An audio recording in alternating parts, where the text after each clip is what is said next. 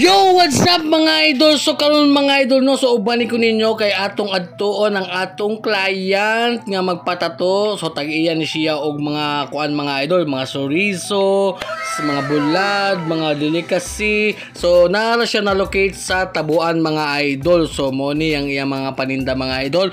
So shout out di ay sa atong coming nga client na si Ramon Avillanosa mga idol. So kung ganahan mo palit na no, so very affordable na gyud mga idol.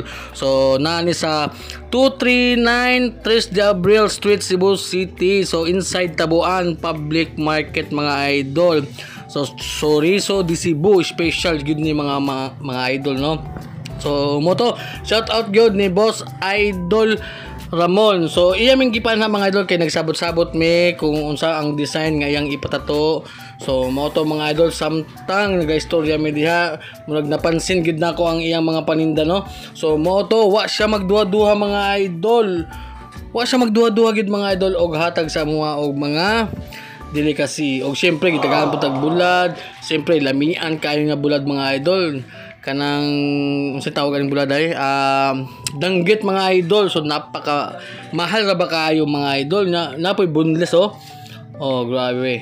So mo na siya mga idol kung ganahan mo palit no. So pangita lang ninyo si Boss Ramon. So mo na si Boss mga idol Ramon Avillanosa. So number 20 ang ilang stall number no sa ilang kuan sa ilang moto stall nga ni stall number 20 sa Tabuan na mga idols. So load sa Tabuan. So no pabalik-balik gid kay no. Sige tagbalik gid ani. Basta pangitaan ninyo mga idol si Boss Ramon. So mo na tanawa stall number 20 Ramon Avillanosa, Masong 239 Tres de Abril Street, Cebu City no. So inside Tabuan in public market. Mo na siya mga idol. Napos sila contact number dia mga idol So grabe napaka-special gid kayo mga idol.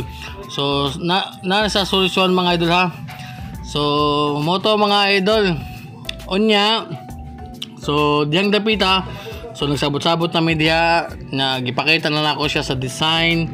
So mo to i-final niya ni ugma puhon kung final na bagyod basta nagkasinabot namin sa design. So mo to ang iyang design dahil mga idol is half sleeve.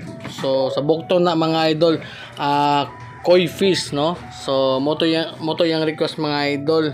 So mo na yung paaboton mga idol ha. So mo to. So tanong-tanong sa tasayang mga baligya mga idol So napakanindo tabay. So ayos kayo mga idol. Grabe. Nalamihan gid kay mga idol kay amo yung gitilawan ang chicharon pagkalamihan mga idol. So ako nang gi-introduce si Boss Ramon diha.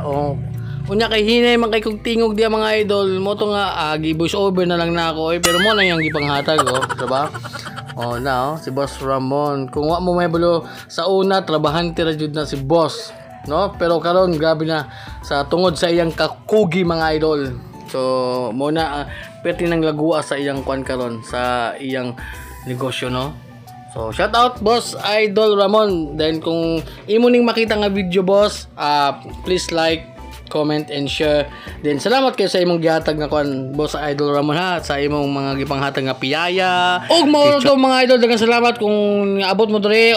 Please share, like and comment. So good luck mga idol. Bye bye.